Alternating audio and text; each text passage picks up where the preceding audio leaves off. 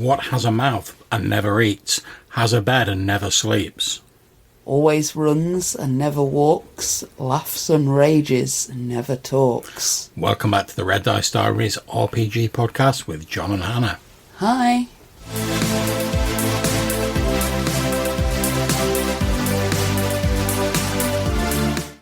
Okay, so if you guessed river to the riddle just before the intro music, then you are absolutely correct.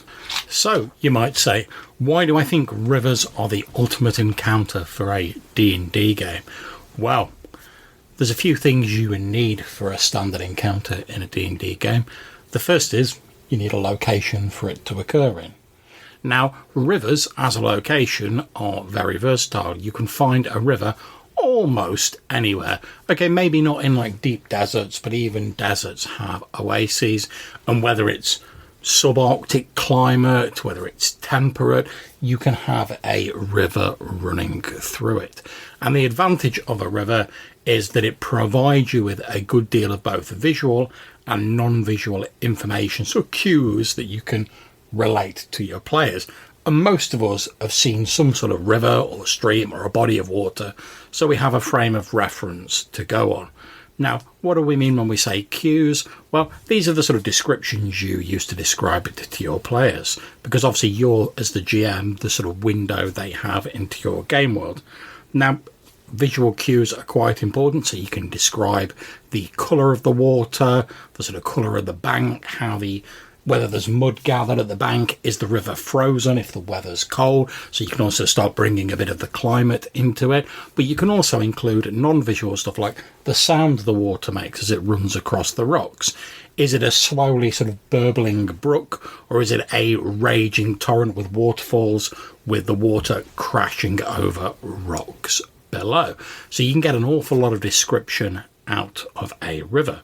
The next thing you often have in an encounter is an antagonist or something to fight. Well, in most D&D games, there's no shortage of sort of hostile wildlife, giant fish, stuff like that you can bring in to a sort of river setting.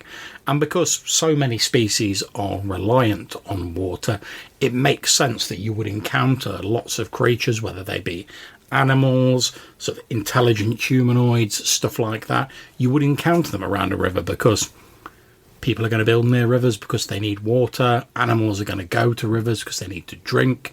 And those who hunt those animals are going to know that's the place to find them, near the river. So you've got a ready-made set of encounters there. But also, as well as combat, it also provides an interesting puzzle and a reward for player ingenuity. And what do I mean by that? Well, it's nice occasionally to have an encounter where the player characters are rewarded for being clever, or they have a puzzle to solve, which isn't just there's a monster there, let's fight it. Mm-hmm. Now, the standard sort of puzzle of a river is there's a river in your way, there's no bridge, there's no sort of stones or fords, you've got to cross it. And that's actually one of the very first encounters that I try to put in almost any game that I'm running, because it's a good one to see how the different player characters work together, who's got what skills, and who maybe out of character needs a bit of help further along. Yeah, it's also handy as well because it doesn't, and I mean, I'm a big fan of this anyway because I'm mainly a sort of like an OSR GM. It doesn't really rely on your character sort of having particular skills on your character sheet, because depending on how you've described your scene, we can all go, oh, I've got some rope, there's a tree on the other side. Maybe if I lasso the rope around the tree and sort of hammer it down with a spike at this end, all standard kit for D&D adventurers, then we can sort of use the rope to climb over. Or maybe we can chop down some wood and we can get some logs and make an improvised bridge. There's no end of different ways you can find a way to cross that bridge, but most of it doesn't rely on things you have on your sheet. It just relies on a little bit of logical thinking, which is a good thing. And as Hannah was saying, it's a good initial encounter to sort of see how the party gels together, how they work, who's going to maybe be the sort of lead proponent of ideas, who's going to put things forward, that sort of thing. Mm-hmm. Another good thing about them is that rivers are sort of scalable very easily, as far as threat goes. Now, you'll hear a lot in certain editions of games about balancing encounters and stuff like that. And personally, I don't worry too much about balancing encounters because, in my mind, in games, if the player characters see an encounter and they're like, oh, that looks a bit too spicy for us to handle, it probably is, and they should react accordingly. However, with a river, it's very easy to scale that. So let's say, to use our example earlier, the player characters have got to cross the river. You want it to be a low threat, sort of just a little bump in the road, not anything major. All you've got to do is the river's a little bit narrower. Maybe it's a little less deep. Maybe it's a slowly babbling stream rather than like a big river. Maybe it's got stepping stones or a ford. Yeah, exactly. It could even have a bridge. And if you still want an element of danger, you can always say, oh, the bridge is like rotting and made of planks, and maybe it's falling away as you walk over it. Or you've got the old Indiana Jones cliche of like the rope bridge, and when you step on it, you see like that rope's like fraying and the threads start going, bing, bing, bing, and they have to rush across the bridge, and then how do they get back? Alternatively, if you want to make it more threatening, maybe the river's deeper, maybe it's faster flowing. But if you still want to throw the players a bone, because obviously anyone falling in a river in plate mail that's deep, they're going to drown. If you want to throw them a bone, maybe there's some rocks in the river that they can try and get to and grab onto to like steady themselves. Maybe there's low-hanging vegetation they can try and grab on as they're being swept past. Maybe if they're willing to take a short detour, there's a ferryman somewhere upstream. Exactly, which is another good thing about rivers, because so many people and species rely on water.